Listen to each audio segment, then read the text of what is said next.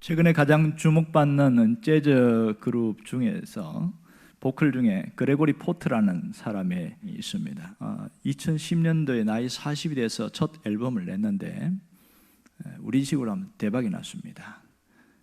그래서 음악계의 가장 큰 상이라고 하는 그래미상, 특별히 음악계에서 탁월한 사람들이 주는 이 그래미상에 두 번이나 앨범 재킷 앨범 상을 받은 최우수로 이렇게 해서 2014년, 2017년 그 내용의 마지막 자기 소감에 대한 얘기 잠깐 나타난 부분인데요. 이 사람은 원래는 미식 축구 선수였습니다. 그러다가 운동 중에 큰 부상을 입어서 더 이상 운동을 할 수 없는 상황에 처했어요. 굉장한 실망에 빠졌지요. 자기의 인생의 꿈이 미식 축구 선수로서 이렇게 가려고 했는데 좌절된 거죠. 설상가상으로 어머니가 병에 들기 시작했고 아팠습니다. 암으로 결국은 돌아가시게 되는데 이 어머니가 마지막에 유언을 남기기를, 아들아 노래를 해라, 노래를 불러라, 이렇게 유언을 남기고 가셨어요. 이 아이들이 굉장히 착해가지고 어머니의 유언을 따라서 평소에 좀 노래는 잘한다는 생각은 있었지만 한 번도 이것으로 뭘 해보겠다는 생각을 한 적 없거든요. 근데 유언이니까 그렇게 이제 다시 고향에서 뉴욕으로 와가지고 이사를 와서 요리 배우고 요리사로 일하면서 또 보컬 그룹에 들어가고 이렇게 저렇게 자꾸 여러 가지 그룹 하면서 2010년도에 40세에 첫 음반을 냈어요. 근데 이게 대박이 난 거예요. 굉장히 유명해졌는데 그가 지은 노래 중에 마들송이라고 있어요. 어머니에 대한 노래. 자신의 어머니에 대한 감사와 그 깊은 은혜에 대한 고마움을 표현하는 노래인데 이게 얼마나 히트를 쳤느냐 하면 미국에는 어머니의 날이 있거든요.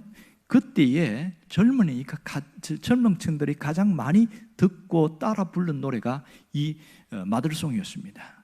그 이후부터 그래미상까지 타면서 굉장히 유명해지게 되었는데 그걸 보면 어머니의 유언이지만 나는 못해 하고 그냥 던져버릴 수도 있는데 그것을 유언으로 지키려고 하는 그 모습 때문에 그가 인류학 스타가 되었던 이런 놀라운 일들이 일어났습니다. 유언은 이만큼 굉장히 중요하기도 하고 소중합니다. 어떤 것이든지 마지막 부탁이나 마지막 축복은 그만큼 힘이 있고 능력이 있는 것을 알 수 있습니다. 오늘 창세기 49장은 야곱의 임종을 앞둔 직전에 12 아들들에게 축복과 예언의 메시지로 던져주고 있습니다. 여기는 긍정적인 좋은 말도 있지만 교훈과 책망도 함께 섞여 있는 그런 예언적인 메시지가 가장 크다고 할 수 있겠지요. 우리가 읽은 8절에서 12절까지는 그 중에 유다에 대한 축복의 내용을 볼 수 있습니다. 이 유다의 축복은 상당히 길어요. 무려 5절이나 이어지고 있습니다. 요셉과 동일하게 5절이나 함께 쌍벽을 이룰 만큼 굉장히 긴 내용으로 이어지고 있는데 이 유다가 누구냐 하는 겁니다. 유다는 바로 레아의 넷째 아들이었습니다. 야곱에게는 레아와 라헬이 있었지요. 그렇게 넷째 아들로 성장해 나가는 과정 속에서 이름을 유다라고 지은 것은 그 이름 자체가 찬송이라 이런 뜻이 있습니다. 사실은 이 형제들 사이에서 자신이 두각을 드러낼 수 없는 환경이었어요. 첫째나 마지막 막내는 상당히 사랑을 많이 받습니다. 첫째는 장자기 때문에 사랑을 받고 막내는 너무 어리니까 특별히 아낍니다. 그런데 중간에 끼어 있는 형제들은 별반 이제 인정을 못 받는 경우가 굉장히 많습니다. 유다도 바로 그러했지요. 넷째다 보니까 줄줄이 레아가 4명을 낳았는데 시몬과 그다음에 르우벤과 시몬과 그다음에 레위와 유다 줄줄이 이렇게 낳았는데 그러니까 형들 밑에 지어가지고 별로 그렇게 영향력이 없고 그렇게 살아갔습니다. 그런데 문제는 위에 있는 3명의 형들이 문제를 일으키면서 드디어 유다가 자기 차례가 되어졌을 때 기회가 오게 된 겁니다. 그런데요, 유다의 삶을 보면 그다지 대단하지도 않고 오히려 좀 문제가 많은 일도 상당히 많았습니다. 유달리 결혼을 하는데 이방 여인과 결혼을 했어요. 그렇게 해서 자식을 셋을 낳는데 그만 첫째 아들이 결혼을 하는데 아들이 죽었어요. 둘째 아들도 또 그만 죽었어요. 이 셋째인데 나이가 어려요. 그 당시에는 결혼하면 형사 취수 제도라고 해서 이 대를 잇기 위해서 동생들이 형수와 함께 잠을 자고 해서 대를 이어나갑니다. 그러면 자기 아들이 아니고 형수의 아들이 되어지는 게 그게 법이었어요. 전통이었고요. 근데 그 문제 때문에 이렇게 불거지면서 그만 자기 의도와 상관없이 며느리와 함께 하룻밤을 자게 되어지고 자식을 놓게 됩니다. 그런데 거기서 깨끗하게 자기가 잘못했다는 것을 승복을 하고는 이런 일들이 일어났죠. 이런 과정 속에서 마지막 유다가 이 축복을 받는데 축복의 내용이 굉장히 커요. 그리고 아주 다양합니다. 그가 받은 축복이 6가지로 분류할 수 있는데 그것이 뭐냐? 첫 번째는 형제들의 찬송이 될 것이다. 이렇게 이야기합니다. 이것이 8절의 상반절에 나온 내용이겠지요.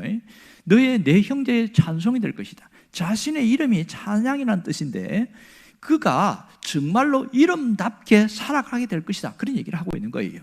또 하나는 승리자, 성공자가 될 것이다. 그렇게 이야기합니다. 내 형제, 두 번째 보면 내 손이 내 원수의 목을 잡을 것이요.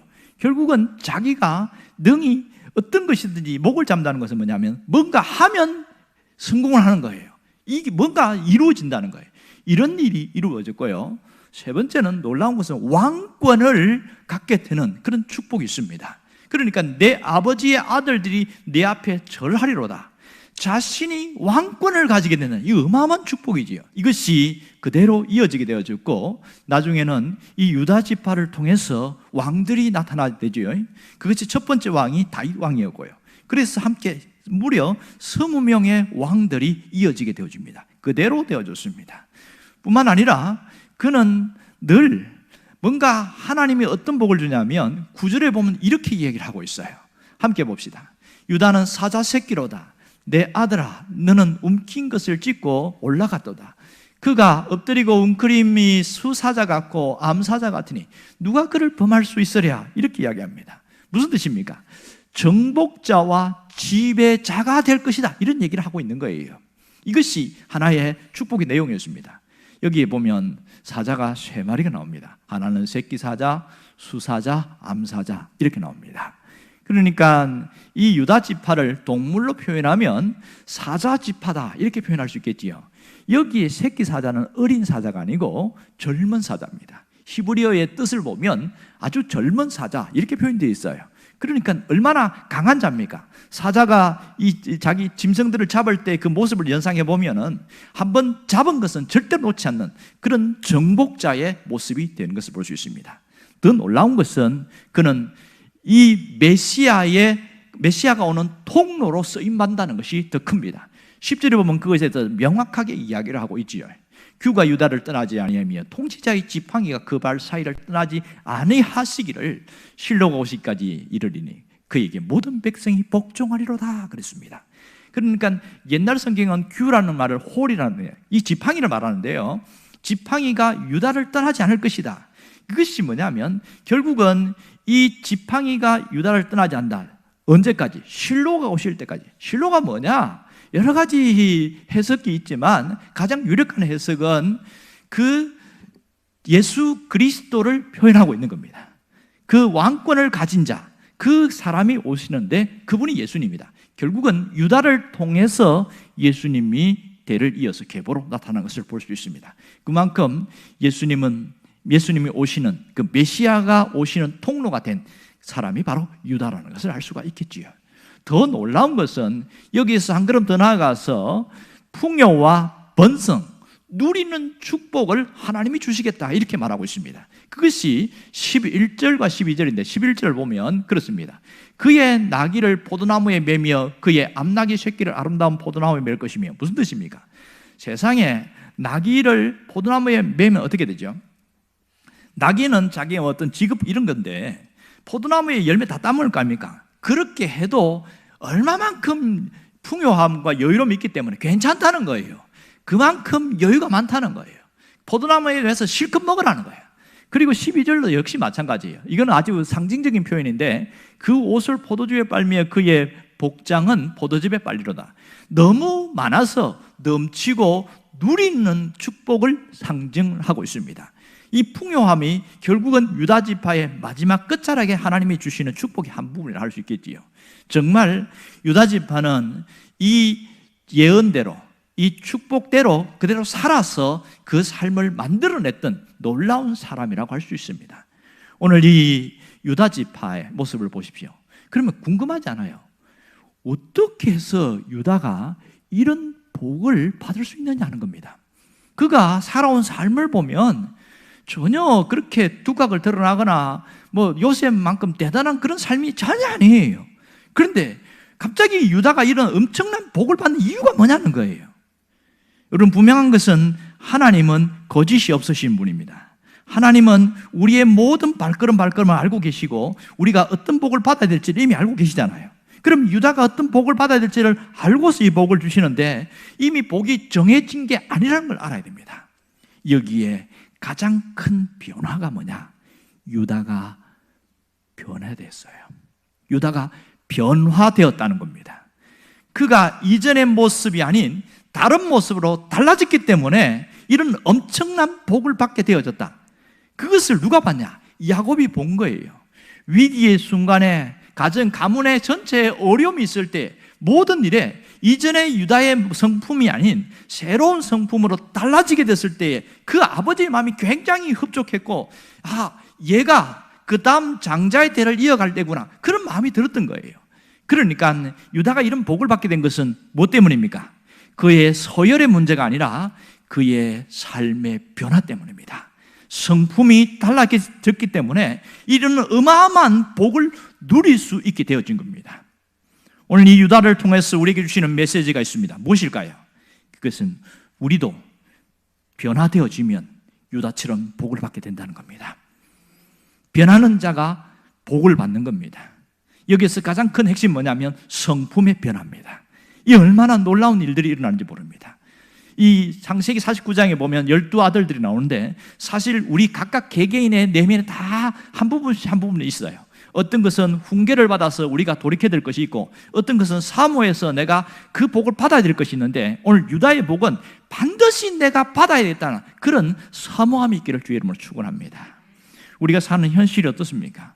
지금 우리가 당면한 우리의 현실은 우리가 생각하는 것보다 너무너무 어렵습니다. 일단 경제적 환경이 지금 붕괴되고 있어요. 굉장한 어려움을 처하고 있습니다. 그러다 보니까 너무 갑자기 당하는 이 현실 때문에 사람들이 너무너무 힘들어하고 있어요. 그냥 힘들다고 느끼는데 어떻게 해야 될지 방법을 못 찾아서 더 어려워하는 겁니다. 가장 큰 것은 경제적 생태계가 흔들리고 있고 교회의 생태계도 심하게 흔들리고 있습니다. 이것 때문에 막 정신을 못 차리는 사람들이 굉장히 많습니다. 여기에서 많은 세미나를 온라인으로 제가 듣다 보니까 이런 이야기를 해요. 살아남으려면 변해야 된다. 이게 핵심이었어요. 생소하고 낯설고 나 이런 거 잘 못하는데 그렇게 갖고 무시해버리면 도태될 수 있다는 겁니다. 그래서 어떤 이야기까지 나오냐면 교회도 더 많이 문을 닫을 수 있다는 거예요. 교회도 살아남으려면 변해야 된다. 그 얘기를 수도 없이 얘기하고 있습니다. 이제는 과거로 돌아갈 수 없다, 이런 얘기를 합니다. 저도 살아남으려고 이렇게 뭔가 새로운 걸 자꾸만 배우고 또 시도하고 애를 쓰고 있는 거예요. 이런 일들이 우리에게 너무나 많습니다. 내수 경제가 살아나야 되는데 오히려 더 어려워지고 있고 소상공인들은 계속 힘들다고 그러고 폐업을 여러 사람들 많이 하고 있고 그런 안타까운 가운데 살아가고 있고 사람들이 뭐가 변했냐면 이제는 만나는 게 사람이 두려운 거예요. 비대면이 당연하게 됐어요. 그래서 자기 건강을 최우시하는 것이 지금의 현실이었어요. 그리고 여기 상황 속에서 내 가족의 건강 이런 부분들을 많이 챙기게 되어지는 이 현실 속에 살아가고 있습니다. 그러나 우리가 아직도 살아가야 되고 살아가야 할 시간들이 많이 남아있다는 것이 지금 우리 현실이란 말이에요. 그렇다면 이런 상황 속에서 어떻게 살아남을 것인가, 어떻게 현실을 뛰어넘을 것인가 하는 겁니다. 이 남아있는 현실 상황 속에서 어떻게 해야 되는 겁니까?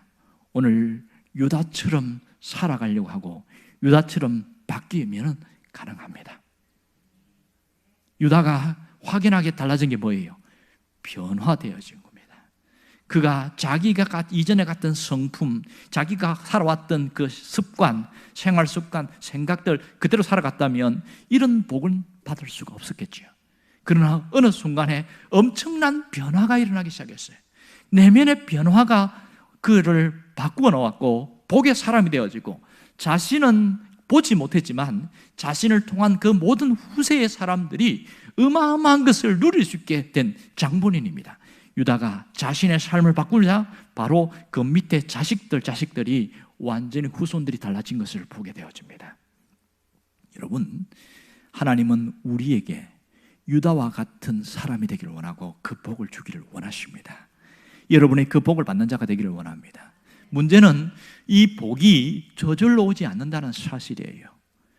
이 복은 과거의 나의 삶에 지나온 모습과 현재의 삶이 연결되어서 복의 통로로 이어진다는 겁니다. 그러니까 내가 살아오는 지금의 모습에서 어떻게 달라지냐에 따라서 미래가 달라지는 겁니다. 세상에 있는 사람들은 운명론을 굉장히 크게 받아들여요.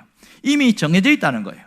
내가 어떻게 살 건지 어떻게 될 건지 그냥 어렴풋이 거의 운명이 정해져 있어서 그냥 인샬라, 체면한 뭐 그냥 체념하면서 살아가는 거예요. 그러나 신앙인들에게는요, 예수를 믿는 즉시 확 달라지는 게 하나 있어요. 그게 뭐예요? 신분의 변화지요. 눈에 보이진 않지만 호적이 달라졌단 말이에요. 그럴 때 뭐가 달랐냐면 운명론에서 종지부를 찍게 되는 겁니다. 그래서 그런 얘기 하잖아요. 진짜 제대로 믿은 사람들은 점을 치면 점괘 안 나온다고. 점괘 안 나온대요. 그게 맞거든요. 왜 그래요? 이미 예수를 믿는 순간 내가 앞으로 있을 불행이나 불운 이 운명이 다 끝났다는 거예요. 그런데 현실은 똑같이 살아가고 있어요. 왜 그렇게 될까? 신분은 바뀌었는데 내가 살아가는 생활 습관을 안 바꿨어요. 내가 변하지 않고 신분만 바뀌니까 똑같이 살아가는 거예요. 제가 종종 이야기하는 게 뭐예요? 왕자가 된 거지 이야기잖아요. 신분은 바뀌었는데 뭐가 안 바뀌었어요? 살아가는 삶의 모습이 안 바뀌었어요. 그럼 얼마나 답답하겠습니까? 하나님이 우리를 볼 때 무슨 생각할까요? 야, 너는 내가 그렇게 살도록 만들지 않았는데 왜 그 모양으로 살아가냐? 하나님이 굉장히 답답해하지 않을까요? 우리에게 직접 말씀하는 게 잘 안 들려서 그렇지, 원래 하나님이 우리를 택하시고 우리를 하나님이 자녀 세울 때는 새로운 삶을 살기를 원하셨단 말이에요. 그것이 우리가 하나님과의 관계와 또 삶으로 연결되는 것을 한마디로 요약하면 뭐라고 합니까? 신앙생활이다, 이렇게 말합니다.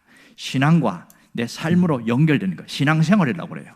그러면 신앙생활의 꽃이 뭡니까? 신앙생활의 꽃은 변화입니다. 변화예요. 신앙생활을 그분이 했다 그러면 가장 큰 게는 내면의 변화가 있는데, 하나는 신분의 변화가 있습니다. 또 하나는 성품의 변화입니다. 이 사람이 생각이 달라졌어요. 가치관이 달라졌어요. 말하는 게 달라졌어요. 그러니까 사는 게 달라지더란 말이에요. 이게 변화입니다. 이게 신앙생활의 꽃이란 말이에요. 그래서 야, 저 사람 매 술 먹고 매 그냥 헛짓하고 막 그렇게 돈도 좀 흥청망 쓰고 자기 막 이렇게 살던 사람이 어느 날 달라졌대. 교회는 지난번에도 갔고 지금도 갔는데 어느 날 달랐대. 뭐가 바꿔놨을까요? 진실로 신앙을 가지면서 자기가 이대로 더 이상 살지 않겠다고 결단하기 시작한 거예요. 그냥 예수를 믿으면 신분은 저절로 바뀌어요. 신분이 바뀌었다고 내 삶이 바뀌지는 않습니다. 이 삶을 바꾸고 나가는 건 누가 해야 되는 것일까요? 내가 해야 되는 일입니다. 내가 어떻게? 내가 신분이 예수 안에 들어왔어요. 그러면 누가 주인이라고 고백하고 살아야 됩니까? 주님이 주인이라고 고백하고 살아야 돼요. 말은 그렇게 잘하죠. 그런데 실제로 그렇게 사냐는 거예요. 여전히 살아가는 것은 내가 주인이 되고 내가 중심이 되고 모든 것을 결정하고 판단하고 선택할 때에 내가 내 생각과 그 다음에 경험들을 앞세우다 보니까 주님이 설 자리가 없어져요. 그러니 우리의 삶이 나아지지가 않는 거예요. 이것부터 바꾸어 나가기 시작할 때에 새로운 삶이 열리게 되는 겁니다. 여러분, 정말 주님 안에서 새로운 삶이 열리기를 주의 이름으로 축원합니다. 이 변화가 일어나는데 가장 첫 번째 변화가 뭔지 아세요? 생각이 달라져요. 생각의 변화가 일어납니다. 놀라운 것은 생각이 완전히 달라지기 시작하는데, 그러니까 성경의 표현으로 하면 내가 땅의 것을 생각하면서 살아왔는데 이제는 뭘 먼저 생각할까요? 위의 것, 하늘의 것을 먼저 생각하면서 살아가더라, 이렇게 이야기합니다. 로마서 12장 2절에도 그런 얘기하죠. 너희는 이 세대를 본받지 말고 오직 마음을 새롭게 함으로 변화를 받아. 그러니까 예수를 믿으면 가장 무슨 변화가 일어나는 거예요? 마음이 변화가 일어난다, 이렇게 이야기합니다. 그럼 우리 안에 있는 근심하면서 늘 걱정하던 사람이 진짜 예수 안에서 딱 달라질 때에는 괜찮아, 주님이 함께 하시니까, 주님이 도우시니까 괜찮아. 걱정이 밀려왔다가 이 걱정이 빠져나가면서 내 마음 평안이 임하는 겁니다. 어둠이 우리 안에 밀려왔다가 이 주님 함께 하면서 뭐가 빠져나가요? 어둠이 빠져나가면서 빛이 우리 안에 들어오는 겁니다. 이게 내면의 변화예요. 마음이 변화되는 것, 생각이 변화되는 것, 이게 굉장한 변화입니다. 우리의 마음이 아직도 변화가 일어나지 않았다면 어떤 일이 일어난 줄 아세요? 허망한 마음이 들어요. 성경의 표현대로 하면 허망한 마음. 그것은 일반적으로 하면 공허한 마음 들어요. 예수를 믿었는데 마음이 뻥 뚫린 것처럼 공허하대요. 자꾸 뭔가 허기진 것처럼 뭔가 자꾸 채워놓고 싶은 거야. 어디 가고 싶고 누구 만나고 싶고 외롭고 근심이 되고 눈물만 줄줄 나고 막 그렇게 하늘을 보면 뭐가 되고, 이 공허한 마음이 있는 거예요. 이런 사람들은 심각한 건 뭐냐면 신분은 변화되는데 그 속에 뭐가 없는 거예요? 하나님이 안 계시는 거죠. 정말 하나님의 은혜가 우리에게 임했다는 것은 뭡니까? 채워진 마음이라는 겁니다. 하나님의 사랑이 부어졌다는 것은 뭐예요? 그 텅 빈 마음, 공허한 상태에 채워진 거잖아요.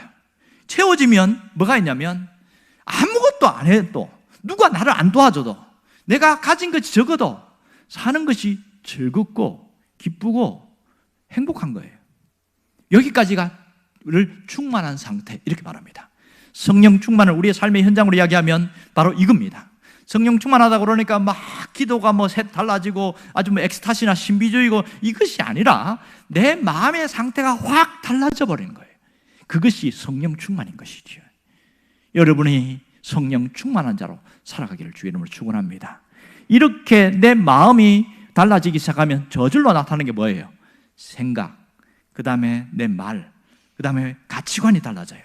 그전에는 세상의 것을 더 갖고 더 누리고 더 붙들고 있는 이 가치관을 갖고 있던 사람이 이제는 어떻게 달라지냐면 내가 갖고 움켜쥐고만 있지 말고 어려운 사람도 나눠주고 베풀어주고 뭔가 좀 나누면서 살자, 이렇게 싹 바뀌는 거예요. 이게 자기만을 위해서 살고 우리 가족만 위해서 살았던 그 생각이, 그것이 나이가 아니고 나보다 더 어려운 사람을 한 번 더 바라보고 내가 도와줄 게 없으면 말이라도 격려해주고 위로해주면서 이렇게 싹 달라지는 거예요.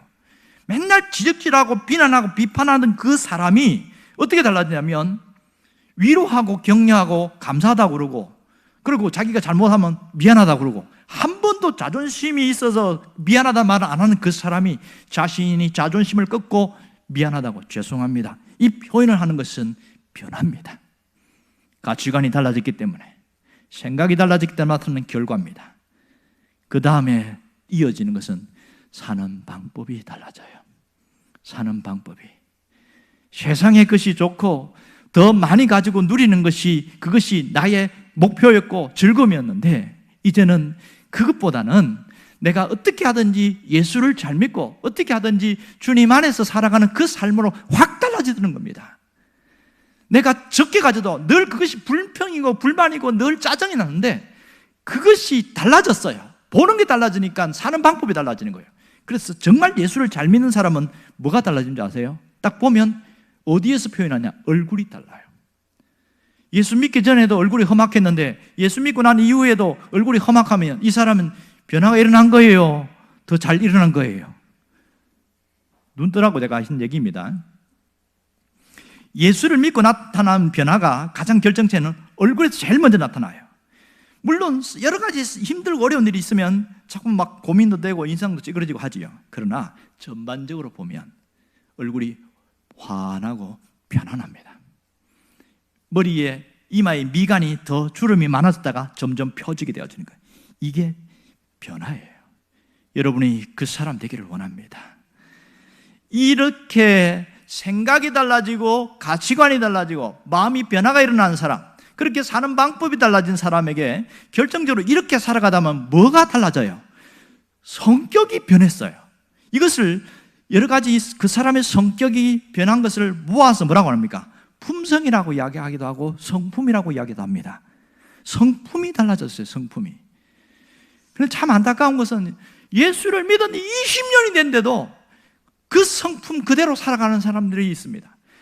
예수 믿기 전에 자연적인 성품, 육신적인 그 성품이 꽉 차가지고 머리로는 아는 게 많아. 성경도 알고 뭣도 알고 너무 많은데 성품이 안 달라져가지고 사람들에게 힘들게 하고, 내 빨리 저 사람하고 좀 어떻게 결별했으면 좋겠다, 저 사람 없었으면 좋겠다, 그런 사람들이 있어서 너무 안타까운 거예요. 왜 그럴까요? 몰라서 그래요. 예수를 믿는 게 뭔지 몰라서 그래요. 그리고 달라져야지 하면서 내가 달라져야지, 이전에는 막 성질도 부락부락 내고 막 그렇게 자기도 못 참고, 그리고 이런 사람이 참으려고 하면 미치는 거예요. 이게 어떻게 달라지는지 방법을 모르니까 하다가 포기해버려요. 그런 사람 굉장히 많습니다. 자기가 달라지려고 하면 한계에 부딪히는 거 아시지요? 여러분, 신앙생활의 원리를 잘 몰라서 그래요. 성품의 변화가 있어야 되는 건 맞아요. 좋은 성품을 가질 때에 우리가 엄청난 놀라운 일들이 일어납니다. 많이 달라집니다. 인생의 실패는 결국 뭐 때문이냐면 성품의 문제거든요. 그리고 우리가 성공하는 사람 보면 결국은 좋은 성품 때문에 그 사람이 성공하는 경우가 굉장히 많습니다. 결국은 똑같이 예수를 믿지만 그 사람이 이 유다와 같은 복을 받고 안 받고는 결국 어디에 왔냐면 성품에 문제가 생겼습니다. 만일 유다가 이전에 변화되기 이전에 성품을 갖고 있었다면 아버지로부터 이런 어마어마한 축복을 받을 수 있을까요? 절대로 그렇지 않았을 겁니다. 그가 변화되었기 때문에 달라진 거예요. 유다의 변화를 잠깐 살펴봅시다. 어떻게 달랐을까요? 그는 자기만을 위해 살던 사람이 이제는 중재자가 되어버렸어요.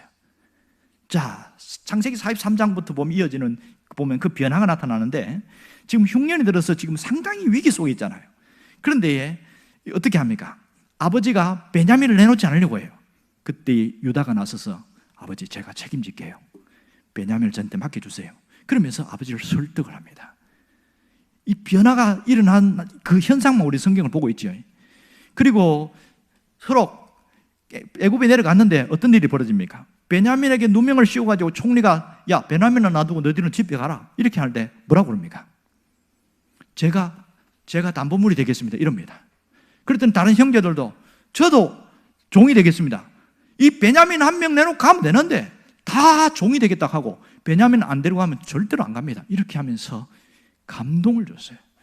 오죽하면 그 자신을 희생하려고 하는 그 유다의 모습 때문에 요셉이 통곡하면서 울잖아요. 아, 정말 변했구나, 정말 달라졌구나. 그는 아버지에게, 요셉에게 변화된 모습을 보여주었습니다. 진실한 사랑을 드러냈을 때에 요셉의 마음도 무너질 수밖에 없게 된 것이다. 이것을 하나님도 알고 아버지 야곱도 알았던 거예요. 변화되니까 어마어마한 축복의 사람으로 이런 예언을 받게 되었습니다. 그리고 아마도 성경에는 기록되지 않았지만 이 유다가 아버지의 축복을 받은 이후에 그 축복대로 살려고 굉장히 애를 썼을 거예요. 마지막 유언이잖아, 이게. 내가 이런 사람으로 살아가야지 하고 끝까지 가지 않았을까요? 그렇기 때문에 유다의 지파의 모든 사람들은 다 그 복을 누릴 수 있었던 겁니다. 여러분, 축복도 중요하고 예언도 중요하지만 더 중요한 게 뭔지 아세요?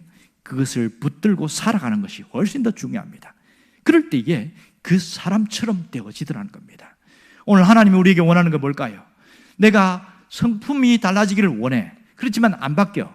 이 부분은 어떻게 달라질까 고민하다 보니까 딱 성경에서 뭐라고 그러냐면 로마서 8장 29절에 보면, 성경 없어요, 우리가 예수를 믿게 된 것은 그리스도의 형상을 담기 위함이다, 이렇게 이야기해놨어요. 예수를 믿게 된 하나님의 자녀가 된 것은 그리스도의 형상, 누굽니까? 내가 예수를 닮게 하기 위해다, 이렇게 이야기했어요. 그러니까 최고의 성품은 예수님의 성품이잖아요. 내가 달라져야지 마음먹보다 더 중요한 건 뭐냐면 내가 예수님 안에 들어가는 거예요. 내가 달라져야지 마음먹으면 한계에 부딪히고 절망에 빠지지만 어떻게 하든지 그 예수님이 안에 들어가면 예수님의 성품이 내 안에 들어오는 겁니다. 이해되십니까? 언젠가도 소개한 적 있죠. 달마의 놀자의 마지막 부분에 보면 스님하고 조폭하고 이게 내기 싸움 하는데 뭐 합니까? 깨진 독에다 물 채우기 하잖아요. 그 장면이 굉장히 또 한 번 봤는데 너무너무 재미있는데요. 생각에 깨진 독에 물을 채운다고 채워집니까? 어떤 스님은 그래갖고 그 몸집이 작으니까 그 독 안에 자기가 들어간 거예요. 너 뭐 하고 있냐? 예, 지금 나를 채우고 있는데요. 정신 나간 소리 하지 말고 물 채우라니까 뭐 하고 있냐?